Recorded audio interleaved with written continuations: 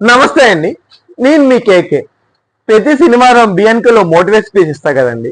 ఇవాళ motivate speech వచ్చేలోకి common sense గుర్తుపెట్టుకోండి sir. Common sense ఒక చిన్న స్టోరీలో చెప్తానండి. యథార్థ సంఘటన అంటే రియల్ గా జరిగింది మీకు చెప్తాను సార్.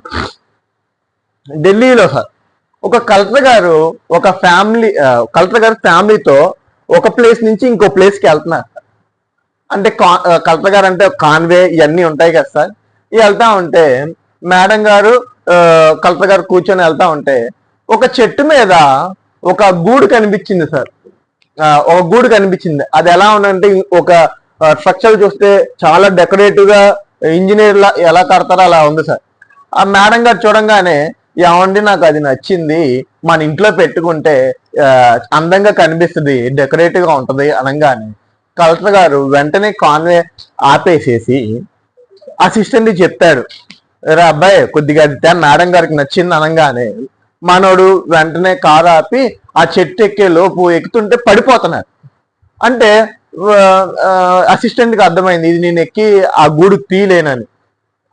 ఇంతలోగా ఏమైంది, గొర్రెలు కాపారి అంటే అన్ఎడ్యుకేటెడ్ పర్సన్ గొర్రెలు కాపారి గొర్రెలు వేసుకొని వెళ్తా ఉంటే ఆ కుర్రోని పిలిచి చిన్న కొద్దిగా తీనానా అంటే నేను తీను అన్నంగానే లేదు నేనన్నా నీకు ఒక 50 రూపాయలు ఇస్తాను, 50 రూపీస్ 50 రూపాయలు ఇస్తే కొద్దిగా తీసుకురానా అంటే నేను తీను అని కరాఖండిగా చెప్పేసి వెళ్ళిపోతాడు. ఇదంతా కలెక్టర్ గారు గమనిస్తారు. ఇది తీలేకపోతున్నాడని చెప్పి కలెక్టర్ గారు దిగి మళ్ళా గొర్రెలు కాపరి కుర్రోడు ఇటు వస్తుంటే చిన్న నువ్వెందుకు నాన్న తీయట్లేదు, కావాలంటే ఇంకో 1000 రూపాయలు ఇస్తానని చెప్పి జేబులో తీసి ఇవ్వగా నాకు వద్దండి నేను కొయ్యను, నేను తీసి మీకు ఏమన్నా సార్ కొయ్య కదా ఆ గూడు తీసి మీకు ఇవ్వను.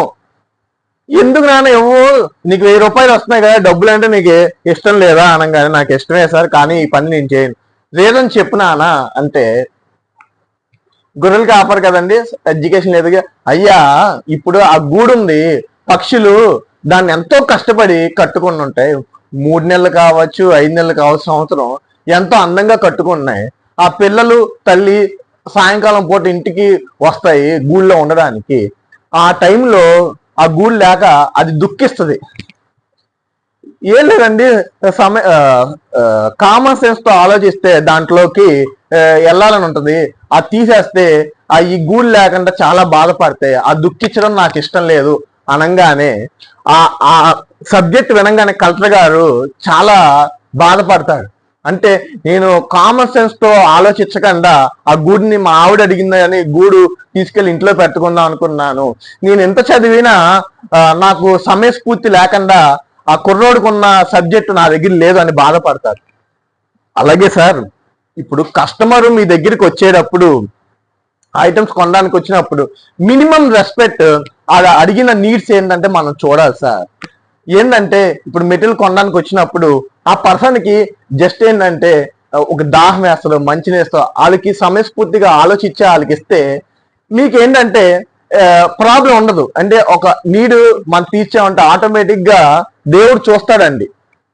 ఇప్పుడు అదే కనుక పక్షి గూడు తీసుకెళ్లి ఇంట్లో డెకరేట్ చేసుకున్నా అంటే దానివల్ల ఏమొస్తుందండి, ఏం ఆనందం వస్తుంది, ఆ పక్షులు బాధపడతాయి.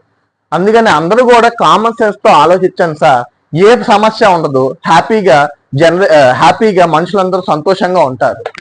Thank you sir. అందరూ కూడా సమయస్ఫూర్తితో ఆలోచించాలని కోరుకుంటున్నాను. నేను మీ కేకే సార్. మీకు నా వీడియో నచ్చితే like, share, comment and subscribe చేయండి సార్. ఎందుకంటే ఇంకా మంచి కాన్సెప్ట్ చెప్పడానికి ట్రై చేస్తాను సార్. Thank you sir. నేను మీ కేకే.